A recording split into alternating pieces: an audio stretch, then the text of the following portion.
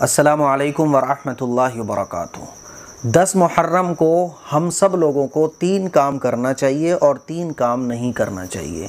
10 मुहर्रम यानी यौम आशूरा को 3 काम जो हमें करना चाहिए, वो 3 काम कौन कौन से हैं? नंबर 1, रोज़ा रखना। 10 मुहर्रम को रोज़ा रखने की बहुत ज़्यादा फ़जीलत अहादीस मुबारका में वारिद हुई है। इस रोज़े की बरकत से अल्लाह ताला हमारे 1 साल के सगीरा गुनाह माफ़ फरमा देता है। हुज़ूर अलैहिस्सलातु वस्सलाम ने इस रोज़ा रखने की तलक़ीन फरमाई है। हुज़ूर अलैहिस्सलातु वस्सलाम ख़ुद 10 मुहर्रम को रोज़ा रखा करते थे। 10 मुहर्रम के रोज़े के साथ साथ हम 9 को मिला लें या 11 को मिला लें, तो पहला काम जो हमें 10 मुहर्रम को करना है वो ये कि रोज़ा रखना है। दूसरा काम, अल्लाह ताला से हमें दुआ करनी है, क्योंकि 10 मुहर्रम को अल्लाह ताला ने एक कौम की दुआ कबूल फ़रमाई। हज़रत आदम अलैहिस्सलाम की तौबा कबूल फ़रमाई, और कोई एक कौम गुज़री है जो गुनहगार थी, उसने तौबा की, तो वो 10 मुहर्रम का दिन था। 10 मुहर्रम को ही अल्लाह ताला ने उस कौम की, जो गुनहगार कौम थी, उसकी तौबा कबूल फ़रमाई है। इसीलिए हमें 10 मुहर्रम को अल्लाह ताला से गुनाहों की माफ़ी मांगना चाहिए। ये तौबा के कबूल होने का भी दिन है। ख़ास तौर पर इफ्तार के वक्त और फ़र्ज़ नमाज़ों के बाद हमें ख़ास तौर पर दुआ करना चाहिए। तीसरा काम जो 10 मुहर्रम को हमें करना है वो ये कि खूब सदका खैरात करना है, अपने दस्तरखान को वसी करना है।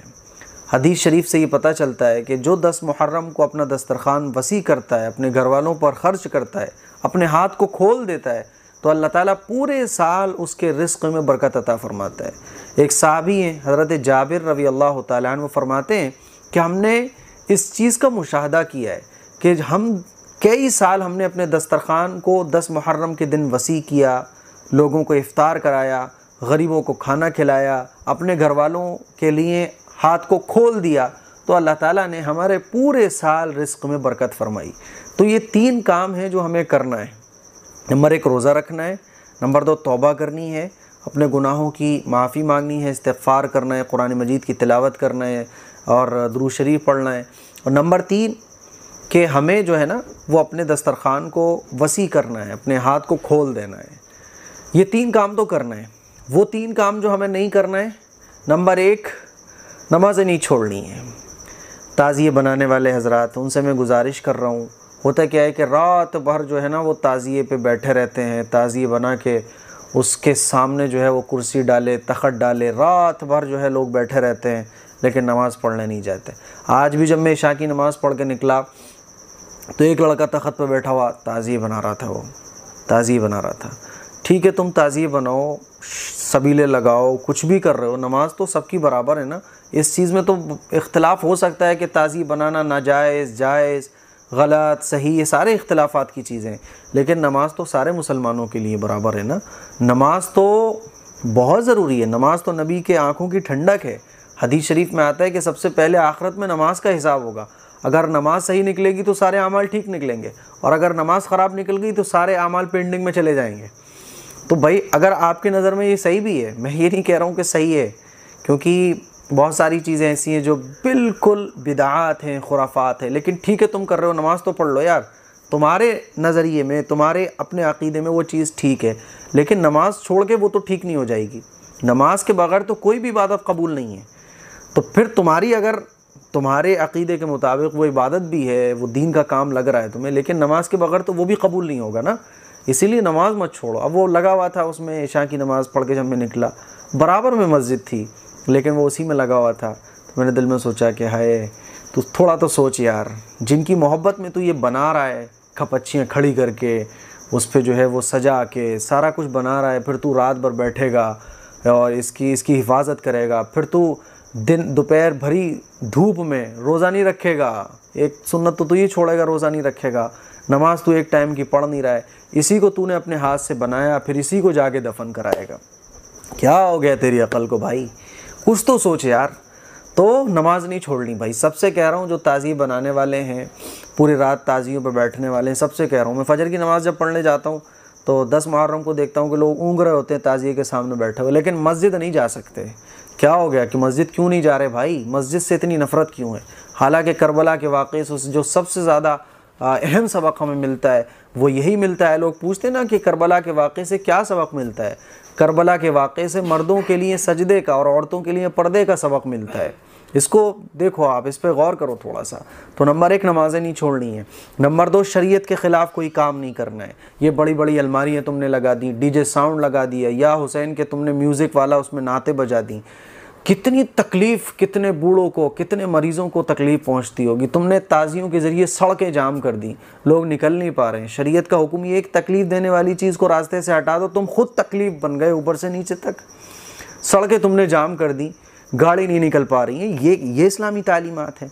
तो कोई भी काम जो शरीयत के ख़िलाफ़ हो वो 10 मुहर्रम को नहीं करना है, क्योंकि 10 मुहर्रम ये, बल्कि मुहर्रम का महीना ये काबिल एहतराम महीना है। और मुहर्रम के महीने में भी 10 मुहर्रम को जो दिन है ना, वो बहुत ज़्यादा बरकत वाला है, फजीलत वाला है। अब इसी दिन में हमने शरीयत के ख़िलाफ़ काम करना शुरू कर दिए। तो म्यूज़िक, साउंड, शरीयत के ख़िलाफ़ जितने भी काम है वो नहीं करना है। रिस्क आप बांट रहे हो, ठीक है, आप बांट रहे हो, लंगर चला रहे हो, लेकिन लुटाओ मत। आप शरबत पिला रहे हो, ठीक है, लेकिन उसे बर्बाद तो मत करो। इतना रिस्क 10 मुहर्रम को बर्बाद होता है। सड़कों पे दोने पड़े हुए, पत्ते दोने भरे हुए हलवों के और किसी और चीज़ के, खानों की चीज़ों के पड़े हुए मिलते हैं। गरीब के मुंह तक वो पहुंच नहीं पाता है।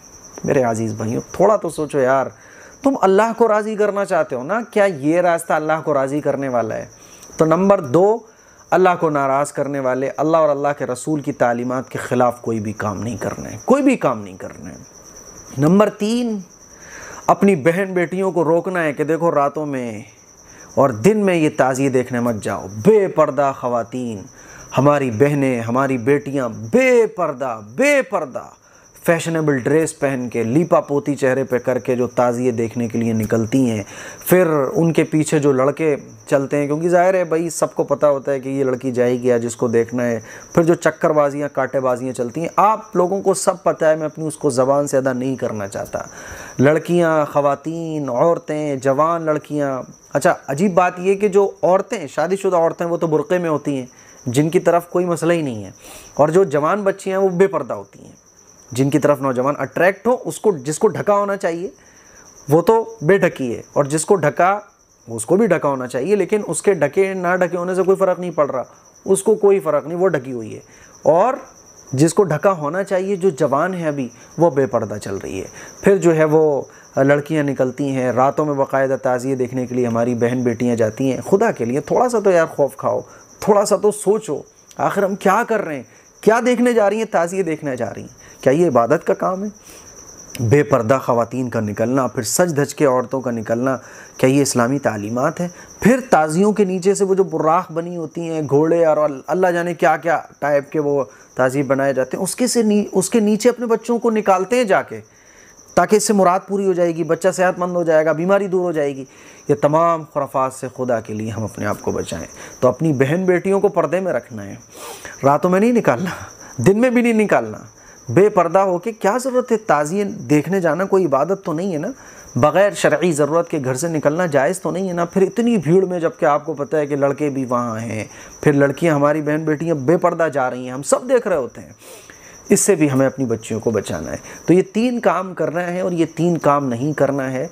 अल्लाह करे मेरी ये बात आप लोगों के दिल में उतर जाए, आपको